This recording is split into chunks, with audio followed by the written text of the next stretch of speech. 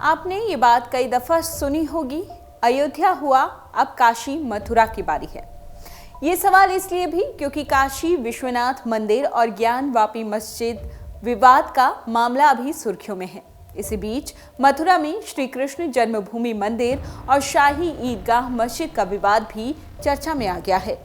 मथुरा विवाद में भी स्थानीय अदालत में एक वाद दायर किया गया है, जिसमें ईदगाह मस्जिद का सर्वे कराने की मांग की गई है।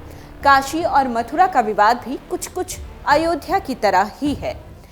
हिंदुओं का दावा है कि काशी और मथुरा में औरंगजेब ने मंदिर तुड़वाकर वहां मस्जिद बनवाई थी। औरंगजेब ने 1669 में काशी में विश्वनाथ मंदिर तुड़वाया था और 1670 में मथुरा में भगवा केशव देव का मंदिर तोड़ने का फरमान जारी किया था। इसके बाद काशी में ज्ञान वापी मस्जिद और मथुरा में शाही ईदगाह मस्जिद बना दी गई। मथुरा में इस विवाद की चर्चा पिछले कई साल से है, लेकिन पिछले साल इस विवाद ने जोर पकड़ा जब अखिल भारत हिंदू महासभा ने ईदगाह मस्जिद के अंदर भगवान श्री कृष्ण की मूर्ति स्थापित करने और उसका जलाभिषेक करने का ऐलान किया था। हालांकि हिंदू महासभा ने ऐसा नहीं किया, वो ऐसा नहीं कर पाई। इसके बाद उत्तर प्रदेश चुनाव में मथुरा की बारी है जैसे नारे भी खूब चले। आइए हम आपको बताते हैं कि पूरा विवाद क्या है। इस पूरे विवाद की कहानी शुरू होती है 1670 से। मुगल शासक औरंगजेब ने 1670 में मथुरा में श्री कृष्ण जन्म स्थान को ध्वस्त करने का फरमान जारी किया। जिस मंदिर को ध्वस्त किया गया उसे 1618 में बुंदेला राजा यानी ओरछा के राजा वीर सिंह बुंदेला ने 33 लाख मुद्राओं में बनवाया था।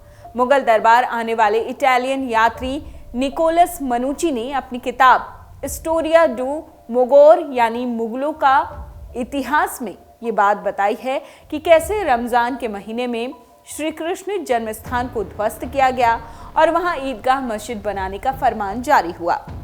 मुगलों का राज होने की वजह से यहां पर हिंदुओं के आने पर रोक लगा दी गई। नतीजा ये हुआ कि 1770 में गोवर्धन में मुगलों और मराठाओं में जंग हुई। इसमें मराठाओं की जीत हुई। इसके बाद वहीं पर मराठाओं ने फिर से मंदिर का निर्माण किया। 13.37 एकड़ जमीन को लेकर ये पूरा विवाद फैला हुआ है। मराठाओं ने ईदगाह मस्जिद के पास ही 13.37 एकड़ जमीन पर भगवान केशव देव यानी श्री कृष्ण का मंदिर बनवाया, लेकिन धीरे धीरे ये मंदिर जर्जर होता चला गया। कुछ साल बाद भूकंप आया जिसमें मंदिर ध्वस्त हो गया और जमीन टीले में बदल गई।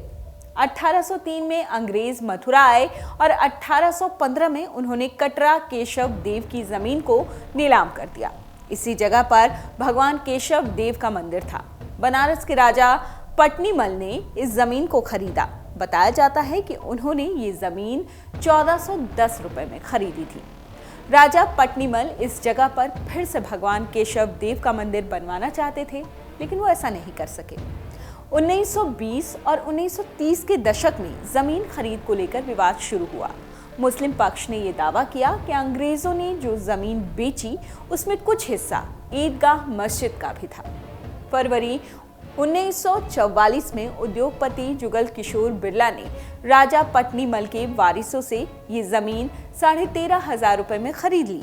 आजादी के बाद 1951 में श्री कृष्ण जन्मस्थान ट्रस्ट बना और ये 13.37 एकड़ जमीन कृष्ण मंदिर के लिए इस ट्रस्ट को सौंप दी गई। फिर हुआ 1968 का विवादित समझौता। अक्टूबर 1953 में मंदिर निर्माण का काम शुरू हुआ और 1958 में पूरा हुआ। इस मंदिर के लिए उद्योगपतियों ने खूब चंदा दिया। यह मंदिर शाही ईदगाह मस्जिद से सट कर बनाया गया। 1958 में एक और संस्था का गठन हुआ जिसका नाम श्री कृष्ण जन्मस्थान सेवा संस्थान था। कानूनी तौर पर इस संस्था का 13.37 एकड़ जमीन पर कोई हक नहीं था, लेकिन 12 अक्टूबर 1969 में श्री कृष्ण जन्मस्थान सेवा संस्थान ने शाही मस्जिद ईदगाह ट्रस्ट के साथ एक समझौता किया। इसमें तय हुआ कि 13.37 एकड़ जमीन पर मंदिर और मस्जिद दोनों बने रहेंगे। इस समझौते को श्री कृष्ण जन्मस्थान ट्रस्ट नहीं मानता है, वो इस समझौते को धोखा बताता है। ये पूरा विवाद 13.37 एकड़ जमीन को लेकर है, जिसमें 10.9 एकड़ जमीन श्री कृष्ण जन्मस्थान और 2.5 एकड़ जमीन शाही ईदगाह मस्जिद के पास है। अब आपको बताते हैं कि पूरा विवाद क्यों है। हिंदुओं का यह दावा है कि यह मंदिर था जिसे औरंगजेब ने तुड़वाया और मस्जिद बनवा दी। हिंदुओं का ये मानना है कि जिस जगह पर ईदगाह मस्जिद को बनवाया गया, ये वही जगह है जहां कंस की जेल हुआ करती थी। हिंदू पक्ष का दावा है कि जहां पर ईदगाह मस्जिद बनी है, वहां पर मथुरा के राजा कंस की जेल हुआ करती थी और इस जेल में देवकी ने श्री कृष्ण को जन्म दिया था।